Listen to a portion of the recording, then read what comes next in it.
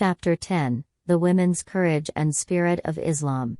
Topic 1, Part 1, Hurat Fatimah, radiyallahu anha's, Tasbih. The lap of the mother is admitted to be the best field of instruction.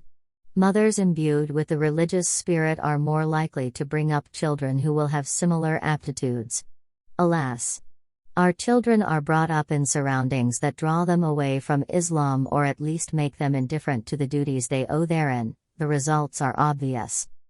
Hurat Ali, radiyallahu anhu, once said to one of his pupils, "Shall I tell you the story of Hurat Fatimah, radiyallahu anha, the dearest and the most loved daughter of the Prophet, sallallahu alaihi wasallam?"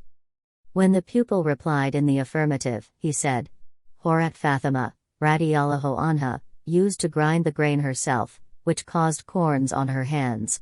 She carried water for the house in a leather bag, which left a mark on her breast. She cleaned the house herself, which made her clothes dirty. Once some more captives were brought to Medina. I said to her, 'Go to the Prophet, sallallahu alaihi wasallam, and request him for an assistant to help you in your housework.' She went to him, but found many people round him. As she was very modest, she could not be bold enough to request the Prophet, sallallahu alaihi wasallam, in the presence of other people. Next day the Prophet, sallallahu alaihi wasallam, came to our house and said, 'Fatimah, what made you come to me yesterday?' She felt shy and kept quiet.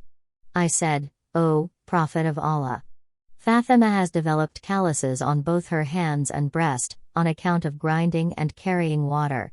She is constantly busy in cleaning the house and in other domestic jobs, causing her clothes to remain dirty. I informed her about the captives and advised her to go to you and make a request for a servant.